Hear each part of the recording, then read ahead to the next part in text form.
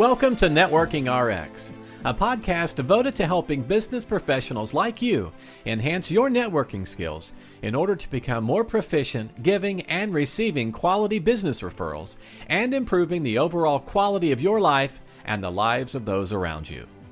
The Networking RX podcast is a production of AmSpirit Business Connections, an organization whose mission is to empower business success through networking.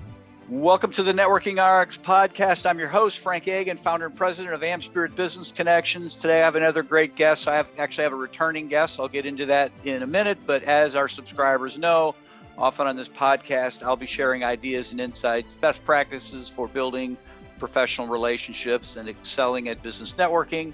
Occasionally, I will bring in subject matter experts. These are authors, speakers, thought leaders, social scientists. These people will share their knowledge to help us become better at the whole game of building relationships and networking. Today I have on again, I say again because Paula Madison Sierra was on in early December, episode 407, and I just had her share her story. But today I wanted to bring her back in because she is the CEO, the owner of Power Marketing SF, an on-site marketing department for companies, kind of a fractional marketing department. And she's known as the MacGyver of marketing. And if you don't know who MacGyver is, you need to get on YouTube. You need to watch some episodes. That was a great program. So I wanted to get Paula, welcome. Did I get your name? Good morning.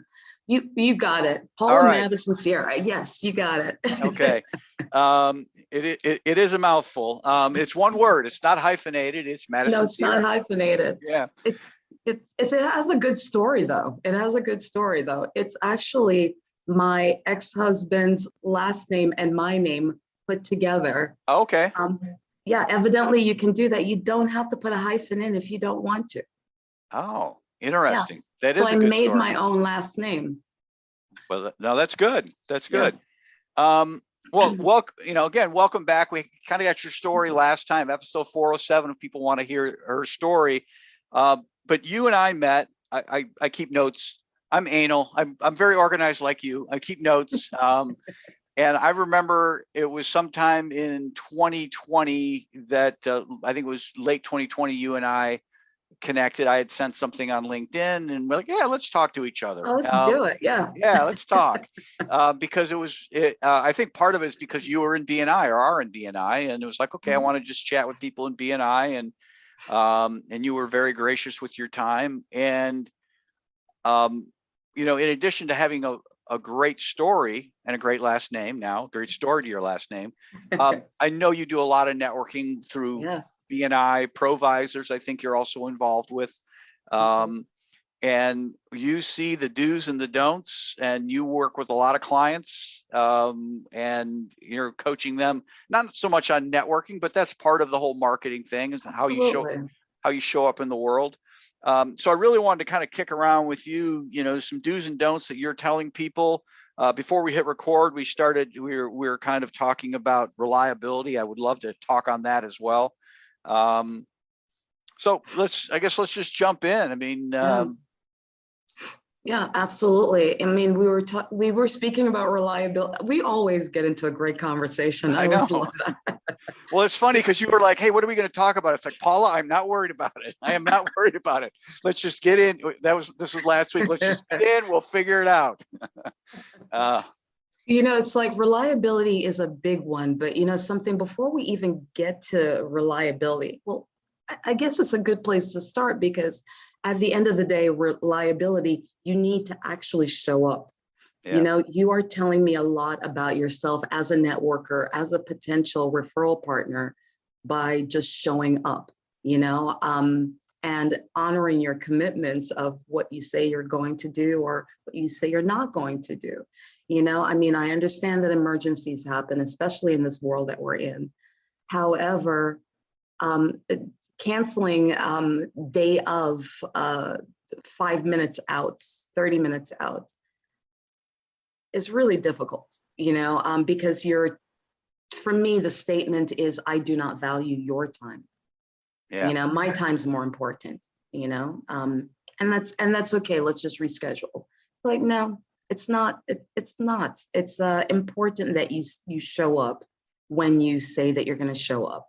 You know, I don't know if you've read Jeffrey Gitomer, the Red Book of Sales. I love that he says the business day begins the night before. You know, and I love that once you start getting into these books, they all say it to some form. The 7 Habits of Highly Effective People. He wants you to look at it a week ahead. You know, so if you're doing all these basics that, you know, as professionals, we've been doing this for a while. You should have been doing for a while now. A week ago, you should have been able to tell me something, you know. And yeah, it's very difficult for you to just kind of not show up like at on the hour, you know. So, well, I mean, makes a statement. It does. I mean, you're right. Emergencies do come up. I get it. But emergencies, the odds that an emergency would impact somebody 2 or 3 times. In other words, they cancel, you reschedule, and I have a sense, as your calendar's like mine. You know, I can tell you next week it's full. Yeah. You know, we're probably looking 10 days out before I really have an opening. So if you cancel on me, I can't get you in tomorrow. Thank you. Right? I can't get you in tomorrow. It's not that I'm being pig-headed. Oh, I'm going to get you. I just can't get you in tomorrow. Yeah. And that's just the way it is. Absolutely. And I think the worst thing for me is that it literally obliterates that time slot. So that time slot is not filled, and you can't find, you know, the odds that you can find another busy person to have an open time slot is small. Absolutely. You know, it's precious time. You know, it's like, look at that. If you stop for a second, that was a couple of seconds that just went by. We're never getting those seconds back. Yeah. I look at it that way. You know, there's a gent, of course, I'm going to mangle his name, but Ryan Serhan, he does a vlog on YouTube, I think, and he's kind of big on time as well. And he's like, you're not going to get this time back in your life. How are you going to spend the time that you have? And I really think of it that way as well. You know, it's like, for me anyway, I want to drive hard until I'm on my deathbed, you know, right, and just have fun with it. There's so much in this world, have fun with, people to meet, you know, and this time for me, it's like, I've scheduled it, I've planned it with you in particular, and now you've canceled that time at the last minute. So it makes a statement to me about you as a networker, about simply just showing up. Can I rely on you to even forward your referral? Are you going to follow up in the same manner with my clients? Now, I'm a small company, and developing these relationships with my clients are so important. And now I need to put you in front of those clients that I hold precious. I don't know if I want to do that anymore, you know? And so I don't think some people think of it that way. It's not circling in their heads that way, but you literally just made that statement about yourself. But like I said, I know emergencies do happen. And we've gotten a little lax during COVID, haven't we? Because it's like, you know, I just don't want to be on another Zoom call. It's like, then you should have organized your schedule and your day a lot more effectively, you know? So it goes into a lot of productivity things that you should be doing, you know? So this shouldn't be affecting my schedule. And I get it. But, you know, the reality is, Frank, we have so many great options. You don't want to sit in the house on Zoom with me. You can pick up your phone and go for a walk on Zoom with me if you want. You can go audio on Zoom only with me as you take a break as well and go out, you know, or you can just simply call me and we could have a meeting. There are so many options, you know. You could take a meeting in your car, you know, as you're driving to your appointment. Yeah, no, you can. But a lot of it's just even pre-planning. I mean, it's, you know, somebody's, well, you're going to be my 6th call of the day. And this is another one I got. You're going to be my 6th call, and I want to be at the very best for you, and blah, blah, blah. I appreciate all of that. Yeah. Why should you schedule it? Why did you schedule it? Why did you Exactly. schedule? You can look at your calendar and it's there. Yeah, Um, exactly. It's I don't like know. I did too much. I scheduled too much. Actually, there's one thing that I notice a lot of folks don't do on their calendars, and I've always done, even pre-COVID, a buffer in between. Yeah. Before it was travel time from client to client. It's like that would always be wedged in. It's like, okay, well, that meeting's going to be at 12 to 1. I need to do lunch before that next meeting because, being hungry during a meeting Sure. and you're not productive, but you can literally see your calendar and plan for it. A friend of mine was complaining about how, I guess, his company schedules their sales meetings for them with the clients. And he's like, they've scheduled it so tight. But I realize it's the same mindset as well. People don't understand.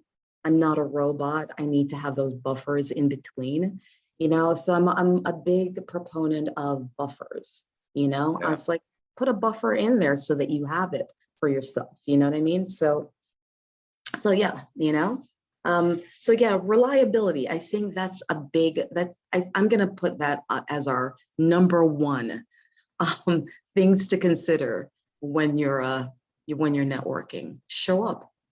What I tell people, we can move on from this, but I tell Yeah. people in math, 0 times any number is 0, right? And that's how I look reliability. You can be the smartest person in the world, but if you can't show up on time, if you can't show up when you're supposed to, it's meaningless. It doesn't It's mean anything to meaningless. me. You're either 100% reliable or you're just unreliable. And I don't know, Yeah. but let's talk I, about the reliable people in the world. I mean, well, something there, as we were speaking about this, I thought about another do, a big do for me is, again, maybe 30, 40 years ago, for those of us who fit in that category, there was no LinkedIn. no. There was no Google search. Well, no, wait, no, Google just turned 30 something the other day. That it's freshly 30, but you can do some research on me ahead of schedule Yeah. before the meeting. I don't need you to act as though we're doing an interview where you're Q&Aing me hard, but just some general information about who you're going to be speaking to.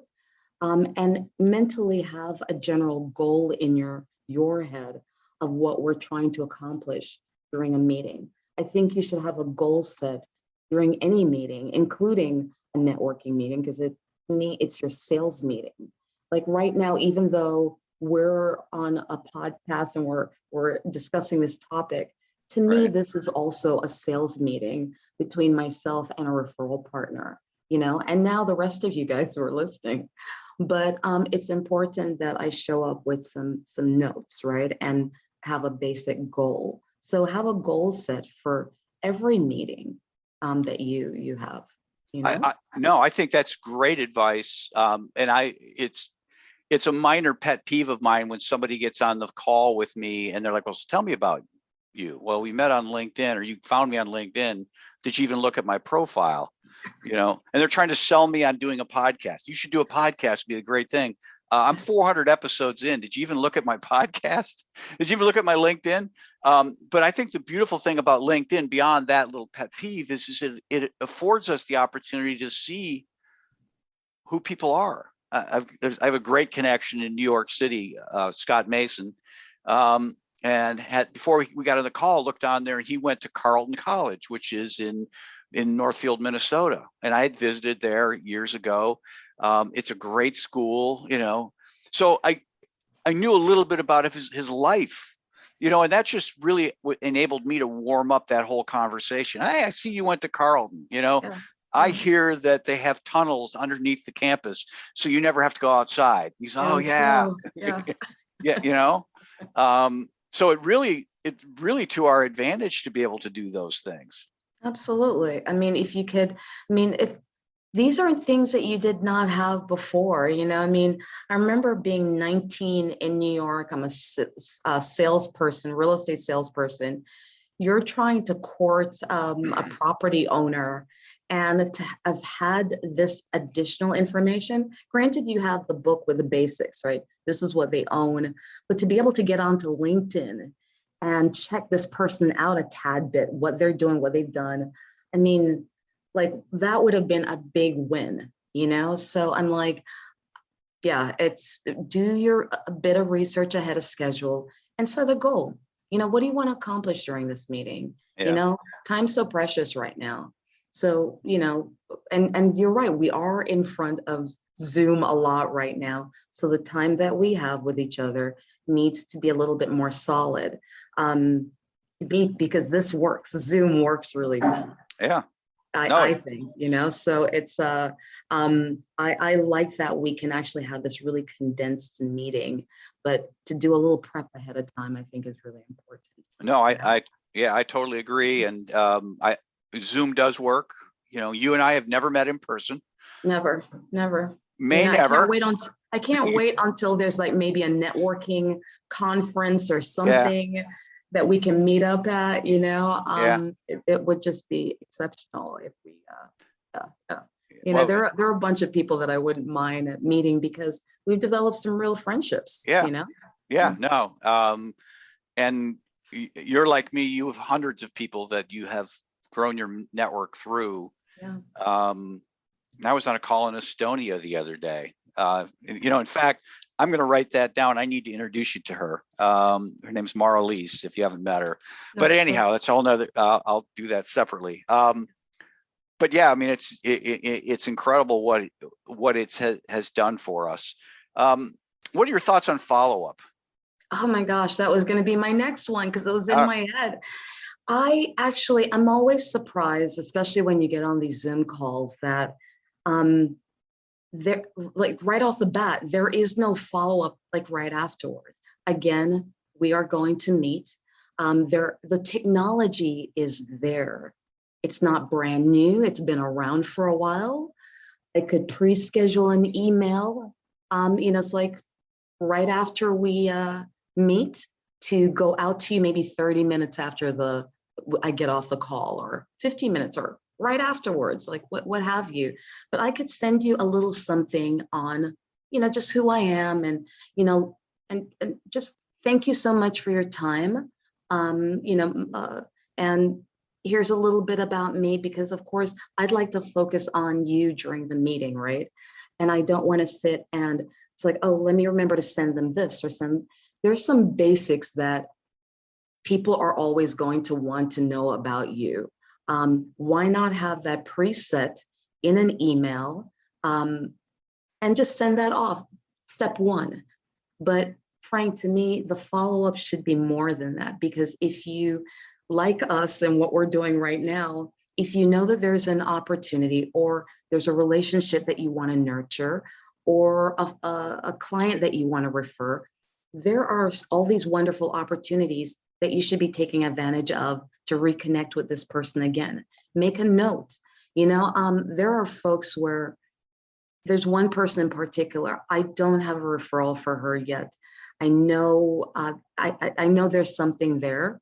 I also realized that we had a great conversation. I just want to stay in touch with this person, period.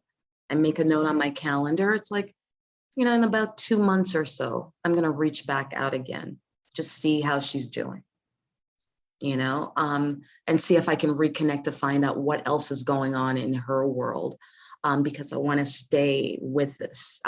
That's how you build a relationship, right? How else do you build a relationship? So to me, the follow-up shouldn't just be you know, let me call them back again to see if they have a referral from me. Right. You know, at the end of the day, it's about relationship building, which is the essence of marketing. You know, this is what you do. It's not about that website or any of that.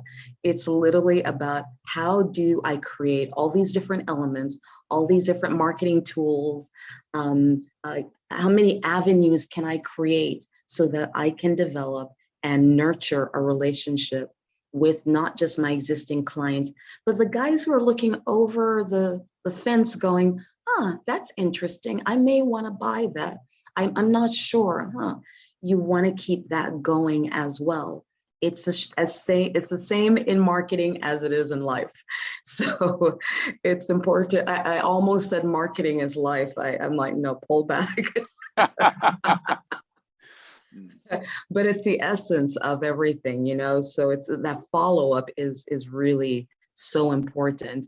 But yeah, the basics. I find I'll get on these calls, I'll have like a triple or a quadruple or whatever we're calling it now. And right afterwards, I want to send something over, here's a little bit about me. And sometimes I'll have that template up during the meeting because I want to drop in a little bit like, Frank, this is what you said your needs are, right? Like, Bridget, Right. this is what you said, and put maybe 3 additional lines in to customize it. If I have not gotten this right, please let me know because I want to be sure to understand what your needs are so that I'm actively listening and being part of a conversation, right? Yeah, no, So it goes to what you said earlier about having that buffer, because you can use that buffer time. Like if I go to an in-person networking event, and I don't go to as many, but when I did in the past, I would always have a half hour afterwards where I would drive a half mile down the street or to the McDonald's or wherever and sit and have a Coke and write thank yous or write, hey, great to meet you here, and it wouldn't be anything more than that, but that would be that would be kind of my follow-up with people.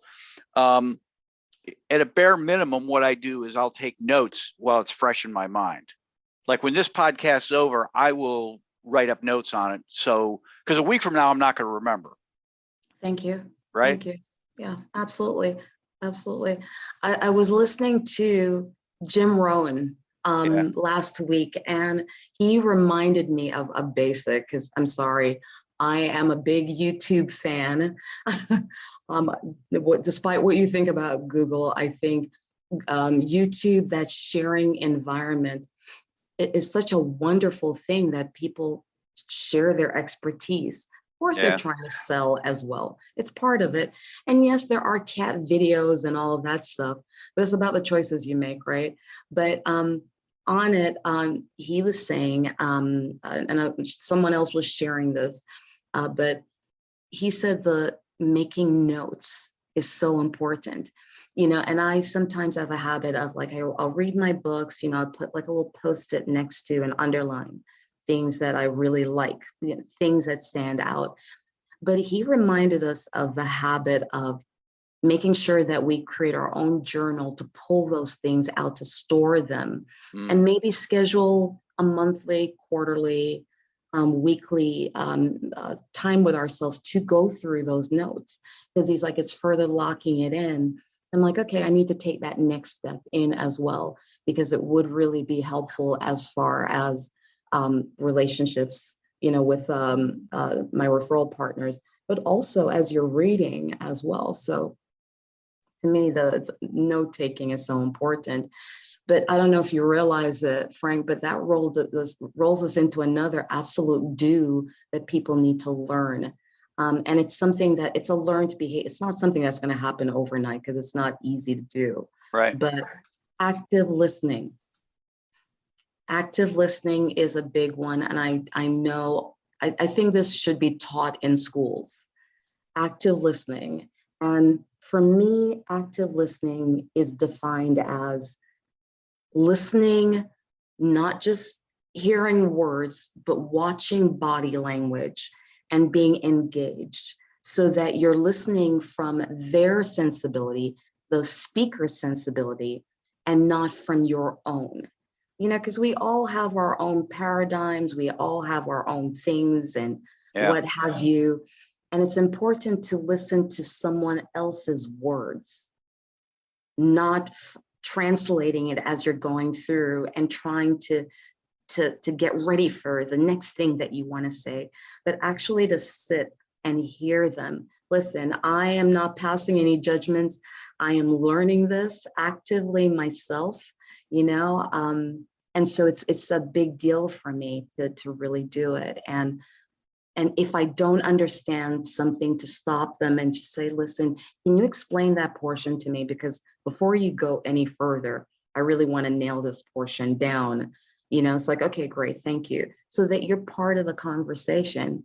And the best recommendation I've gotten to active listening is wait 3 seconds, because they may still be speaking. Yeah. Before you say the next thing, wait 3 seconds, so active listening, I think, is important, because what I found years ago, someone shared it with me and said, really be a good listener. And I didn't really understood what it was. And I'd heard someone else say, oh, make sure that you're listening and show them signs that you're listening. And that is not listening by sitting there and doing the head bob. And, Right. Now you're just feigning, you're pretending Right. to listen and waiting for the point to jump in, So yeah, active listening, I think, is a big do, especially right now that we're on this. Yeah, no, it's, I totally agree. And if I have the option, I want to do a Zoom meeting so I can see somebody. And if they're in their car, we had talked about this earlier. It's not preferable to me. It's just not, especially when I have this option. Everything else is below that, I should say. We're a little short on time. I'm going to wrap up. I want to change topics a little bit, just to have you talk about your business real quick, things you're working on here. This is coming out, it's late February 2022. Things you're working on, things you have planned, how people can help you, how they can get a hold of you. Absolutely. So again, Paula Madison Sierra, I run a company called Power Marketing SF in San Francisco. We focus on the founder level. So business owners who have been doing this for a bit, and they need marketing help. They need someone to come in and be part of the team, in essence, and show up with a team to help them with their day-to-day marketing activities. We started off very focused on strategy, which is still a very big part of the conversation that we have with our clients. No marketing plan is the same. It's not a ditto situation. Like the business owner is different. The analogy that I always use is the t-shirt example. Mm-hmm. 2 t-shirt companies sitting right next door to each other. Because the business owners are different, those are going to be 2 very, very different t-shirt companies. And so coming in, even if we're just doing a website, even if we're just doing the social media, even if we're simply helping them with follow-up notes, it's all about finding out who the business owner is first, so that we can infuse that into how we run our marketing. And for me, it's very much about the operations of the business, because if the operations isn't intact, I'll never take that account. Because if you don't have the ability to service all the things that you want me to do, that's like burning monies right there, So I come in and I like to be part of the business, and I like to know what's going on, because I want to be of service to my small business owners. And you can find me by going to my website, powermarketingsf.com. You can find me on LinkedIn, on Facebook. Those are my big ones that I'm on right now, but we are also on Twitter as well. Reach out to me. You can email me and ask me networking questions if you want. I also offer a 30-minute free consultation. Yes, it's to see if we're a good match, but also because of COVID, I've extended that. And now I'm also offering it to folks who just want to get unstuck. So if you simply want to have a conversation about your marketing, what it is that you're doing, your next steps, I love it, because I'm getting something out of it as well. It keeps me in the marketing game, always thinking, seeing all the new trends, being a part of it. And I can be of service to someone else. So, there's always enough on the table for everyone. Sounds great. Hey, I really appreciate your time on the program here today. No, absolutely. I always enjoy talking to you, Frank, and something, enjoy the holidays. Yeah, I don't know what you have planned with your family, but Well, thank you. Take care. Take care. Bye. Thanks for joining us on the Networking RX podcast. Please put what you've learned into action today and let us know if you have questions, comments, or ideas for future topics. You can email them to us at podcast@amspirit.com. That's AmSpirit.com. Finally, so you never miss an episode, be sure to subscribe to the Networking RX podcast through iTunes, Overcast, or however you receive your podcasts. Now get out and network with someone. The Networking RX podcast is the copyright production of AmSpirit Business Connection. All rights reserved.